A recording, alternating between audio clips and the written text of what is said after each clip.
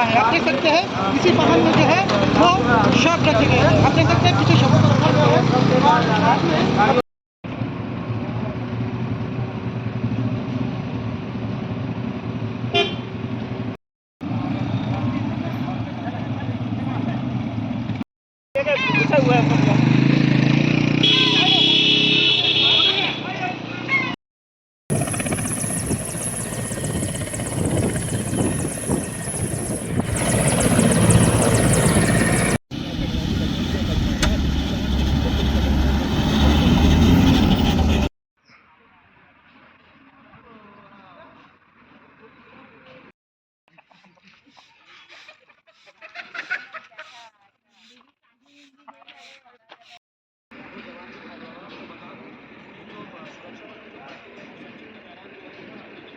उनसे मिलने गया था।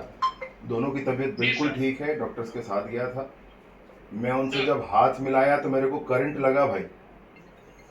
जब इतना जज्बा है जवानों में, और दोनों ही बहुत ज्यादा था सर। फिर भी सभी जवान बहुत हाईली मोटिवेटेड थे, क्योंकि हम लोग पहले भी ऐसा ऑपरेशन किया, रात रात भर चल चल के गश्त किए सर, लेकिन नक्सली से टकराते नहीं थे। फिर कल हुआ तो अच्छा किए सर, सभी जवान बहुत अच्छा किए सर। बहुत अच्छा हुआ। कल मैं मिलने गया। किए सर। अच्छा। तो 3 अलग अलग पार्टियां बनाए थे। घेराबंदी वाली 2 पार्टी थी, एक पार्टी सर्चिंग पार्टी थी, और नक्सली का फर्स्ट फायरिंग हुआ सर। उसके बाद सभी जवान नक्सलियों को फायर एंड मूव करते करते उन लोगों को घेर लिए सर। तो जैसे नक्सली हमारे जवानों को पहले शहादत पहुंचाया है, वैसे उस जगह को जहाँ पे लोकेशन मिला था उस जगह को सर्च किए तो नक्सली रात को ही निकल गए थे सर। हम लोग मॉर्निंग में पहुंचे। अच्छा। उसके बाद हम लोग तक जंगल में ही बने हुए थे सर। फिर एसपी सर से बात हुआ 8:30 बजे सुबह, कल सुबह 8:30 बजे। अच्छा। तो सर बोले कि नक्सलियों का जो लोकेशन है वो मोबाइल ट्रैक किए, तो उस जगह को जहाँ पे लोकेशन मिला था उस जगह को सर्च किए तो नक्सली रात को ही निकल गए थे सर। हम लोग मॉर्निंग में पहुंचे। अच्छा। उसके बाद हम लोग तक जंगल में ही बने हुए थे सर। फिर एसपी सर से बात हुआ 8:30 बजे सुबह, कल सुबह 8:30 बजे। अच्छा। तो सर बोले कि नक्सलियों का जो लोकेशन है वो मोबाइल ट्रैक किए। भाई लक्ष्मण जी, मैंने सब आपको देखना चाह रहे थे भाई यहाँ पे। देशमुख जी, भाई रामचंद्र जी, अरे गजब गजब गजब किया आप लोगों ने। पूरे देश में चर्चा है, सबको खुशी है, सबको प्रसन्नता है, और सब लोग आपको खूब बधाइयाँ दे रहे हैं। आपको भी बधाई सर, कोई बहुत बहुत सर करने के लिए। फिर हम लोग वहाँ से एक नया प्लान बनाए, जो नक्सलियों का सूचना मिला था उस जगह के लिए। अच्छा। और एसपी सर बताए कि अच्छे से करना, उनकी संख्या ज्यादा है और अभी टीसी उसी चल रहा, तो नक्सली बड़ी घटना कर सकते हैं। अच्छे से कर सकते हो तो करना।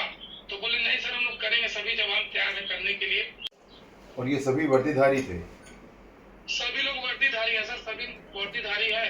और हमारा पहला फायरिंग 12:15 पे हुआ सर, 12:15 पे, और लास्ट फायरिंग 4 बजे 4:30 बजे खत्म हुआ सर।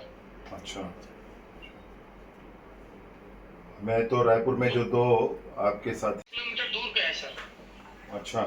क्योंकि सभी जवान रात को थक गए थे सर, रात भर चल के उस जगह को कार्डन किए थे पहले, मॉर्निंग वाले कार्डन को, तो जवान थके हुए थे। फिर भी सभी जवान से बात किए सर, तो सभी लोग मोटिवेट थे, और सभी लोग बोले कि नहीं हम लोग ऑपरेशन करने आए हैं, तो दोपहर रहेगा तो भी हम लोग करेंगे। तो सबको समझाया, देखो बहुत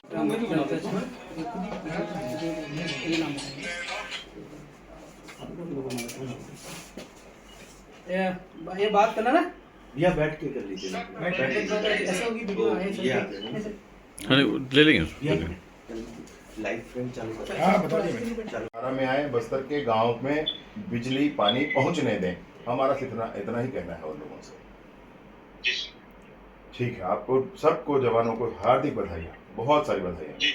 thank you sir, thank you sir, एक बार बताइए सर। बहुत बहुत धन्यवाद मेरे भाई, बहुत बहुत जय हिंद सर। जय हिंद मेरे भाई, जय हिंद। एक थोड़ा सा में बताएंगे सर।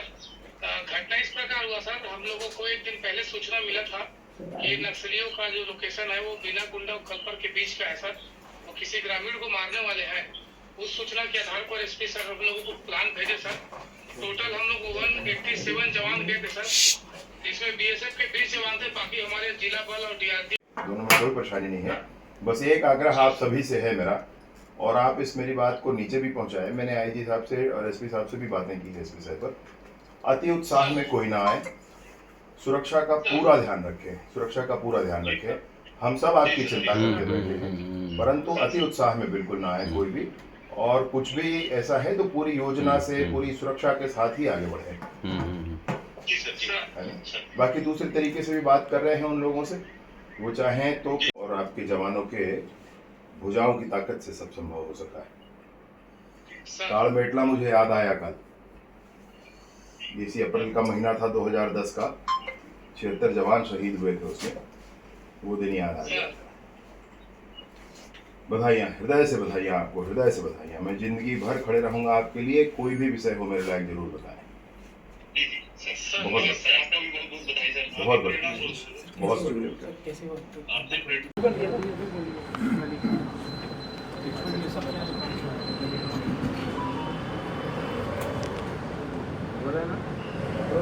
एक बड़ी सफलता कल छत्तीसगढ़ पुलिस। अरे बिल्कुल है, मतलब ये है एहसास मिलता है, AK-47 मिलता है, तो ये क्या है भाई, कहाँ से आ रहा है आखिर? मतलब बहुत बड़ा षड्यंत्र है देश के खिलाफ, बहुत बड़ा षड्यंत्र है, और उसमें हमारे ही कुछ लोग मिलकर के इस तरह के काम करेंगे तो फिर नहीं चलता है। और किसी को भी ये अधिकार नहीं है, किसी को भी ये छूट नहीं है कि देश की में जनता मरते रहे और देश के विकास को कोई बाधा करके बैठे रहे और उसका आप समर्थन करते रहें। ये बिल्कुल इस बात की छूट नहीं हो सकती है। तो नहीं सहा जाएगा, उनको जवानों से माफ़ी मांगना होगा, और नहीं मांगेंगे तो जनता माफ़ नहीं करेगी उनको। जवानों के सामर्थ्य पर, जवानों के कंधों की ताकत पर कल जो कुछ हुआ है कांकेर के दक्षिण में और नारायणपुर के उत्तर में, उस ऑपरेशन में बड़ी सफलता, आज तक की सबसे बड़ी सफलता सुरक्षा बलों को मिली है। इसके लिए CRPF, DRG, Bastar fighters, CF, इन सभी के जवानों को मैं हृदय से बधाइयाँ देता हूँ। एक बड़ी जिम्मेदारी आपके पास है। मैंने आम जनता से भी विनम्र अपील की है कि पुलिस के निर्देशों का, पुलिस के द्वारा दिए गए सलाहों को वो माने। मैंने फोर्स के सभी जवानों से विनम्र अपील की है कि निर्देशों को वो माने और सलाह को पुलिस के माने, ये बहुत आवश्यक है। अमित शाह भैया, मैं जवानों से मिला हूँ, जब मैंने उनसे हाथ मिलाया तो मुझे करंट लगा है, करंट। आप एक वीडियो है, आप देख लें किस तरह से जज्बे के साथ बात कर रहे हैं। एक जवान जिसको गोली लगी है, एक जांग से गोली पार होकर के दूसरे जांग से पार होकर के पार निकल गई जो गोली, वो जवान मुझसे कहता है कि मुझे लेके आ गए, मैं तो और लड़ना चाहता था। मतलब गजब है भैया, गजब। ये जो DRG मुठभेड़ हो रहा है बहुत दुखद है, और मैं निसंदेह इस बात को कहना चाहता हूँ कि जब तक कांग्रेस की सरकार रही, जब आज इस तरह की बात शुरू हो रही है, भूपेश बघेल जी कह रहे हैं कि एनकाउंटर फर्जी है, तो मैं क्या उन दो जवानों से मिलकर मैं आया हूँ जिनको गोली लगी है, क्या वो फर्जी है? मैं ये कहना चाहता हूँ कि ये वर्दीधारी सारे के सारे 29 के 29 वर्दीधारी थे, क्या ये गलत है? उनके पास से SLR, इंसास, AK-47, 303 राइफल्स ये सब मिले हैं, तो क्या ये गलत है? इस तरह का भ्रम फैलाने की कोशिश पूरे समाज में, ये बहुत गलत है। आपने अपने कार्यकाल में 250 सड़कें बनाने के लिए कभी ध्यान नहीं दिया, 90 से अधिक पुल पुलिया बनाने के लिए ध्यान नहीं दिया, कभी ऑपरेशंस के लिए ध्यान नहीं दिया। और जब भाजपा के कार्यकर्ताओं की हत्या होती रही, अन्य लोगों की हत्या होती रही, तो घड़ियाली आंसू बहाते रहे आप। आज आप इस तरह की बात कर रहे हैं, ये बहुत दुर्भाग्यजनक है। ये बिल्कुल ऐसे नहीं होना चाहिए, ये बहुत गलत है। और हर बार अब इस बात को सख्ती के साथ ही किया जाएगा। जब हत्याएं होती हैं तब कहाँ होते हैं ये लोग, तब क्यों नहीं बात करते हैं? आज फिर से इस तरीके की बात कर रहे हैं। मैं अगर जाऊंगा तो फिर बात दूर तक लग जाएगी। क्या क्या उनके परिवार में लोगों ने कहा है, ये सब दुनिया जानती है। ये दुर्भाग्यजनक है, बहुत दुखद है। वो प्रदेश के मुख्यमंत्री रहे हैं, उनको कम से कम ऐसे नहीं कहना चाहिए। और जिस तरीके से राहुल गांधी जी ने पहले यहीं बिलासपुर में कहा था झीरम के संदर्भ में, जिस तरीके से भूपेश बघेल जी ने कहा कि झीरम के सबूत तो मेरे जेब में रखे हैं, तो आज तक जेब ही में रखे हैं, वो निकालते क्यों नहीं है? नहीं, सारा मार्गदर्शन उनका है, सारा मार्गदर्शन उनका है। उनकी संकल्प शक्ति बहुत बड़ी है, 370 समाप्त किया उन्होंने, और तब कहते थे कि कश्मीर में खून की नदियां बहेंगी। अभी रात को 9 से 12 पिक्चर देखने लोग जा रहे हैं श्रीनगर में। ये बड़ी संकल्प शक्ति, और उस संकल्प शक्ति का लाभ छत्तीसगढ़ को भी मिले, ऐसा हम लोग बिल्कुल चाहते हैं। माननीय विष्णुदेव जी की सरकार में काम करते हुए माननीय अमित शाह जी का वो मार्गदर्शन, उनकी वो संकल्प की ताकत, उसके माध्यम से ज़रूर यहाँ पर नक्सलवाद से छत्तीसगढ़ को मुक्ति मिलेगी, बस्तर से वो काली छाया दूर होगी। अभी जितनी सुविधा है, मतलब उसमें हेलीकॉप्टर जवानों को मिलने में कहीं देरी नहीं होती है, उनको तुरंत लिफ्ट किया जाता है। एक बात मैं आपसे कहना चाहता हूँ, भूपेश बघेल जी ने कहा कि फर्जी एनकाउंटर, इससे पहले जो विभाग की तरफ से जारी आंकड़ा था, ये लगभग 8 अप्रैल को ये कह रहे हैं कि ये नक्सलियों के द्वारा जारी ये प्रेस नोट है, इसमें मध्य रीजन ब्यूरो केंद्रीय कमेटी, ये ऐसा माओवादियों के द्वारा जारी ये नोट है। इसमें उन्होंने ये कहा कि हमारे 50 साथी शहीद हुए, और इसी समय विभाग ने भी प्रेस के माध्यम से ये कहा था कि 50 नक्सली मारे गए। ये पहली बार है। पुलिस महकमे ने भी कहा कि 50 मारे गए हैं, और नक्सलियों ने भी कहा कि 50 मारे गए हैं।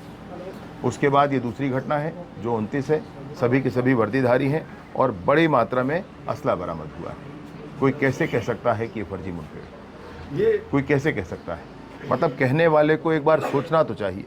जवानों ने अपने जान की बाजी लगाकर जिस काम को किया है, आप उनका अपमान करेंगे, ये दुर्भाग्यजनक है। ये आने वाले भाजपा के वो कार्यकर्ता हैं, फिर से कायराना ढंग से उनको मारा गया है।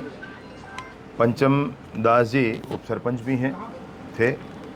ये एक विशुद्ध कायराना हरकत है। फिर से आम व्यक्ति को मार दिया जाए, आपके हाथ में बंदूक है, आप चला लें उसको, किसी भी को मार दें आप, ये क्या घटनाएं हैं भाई? इसीलिए तो फिर बात होती है। लेकिन सरकार हर क्षण हर समय चर्चा के लिए तैयार है, बातचीत के लिए तैयार है।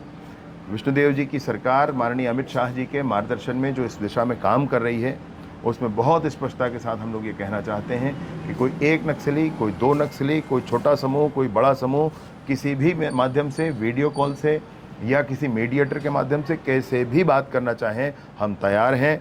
शांति बहाल होनी चाहिए, ये सारा खून खराबा सब समाप्त होना चाहिए, और बस्तर के गांव-गांव तक विकास पहुंचना चाहिए।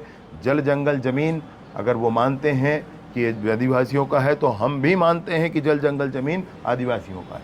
इसमें कोई संशय नहीं है भाई, इसमें कोई संशय नहीं। आप जब से गृह मंत्री भैया, कैमरा अलग से कुछ नहीं है भाई, मोबाइल का कैमरा है, वो हाथ में होता ही होता है।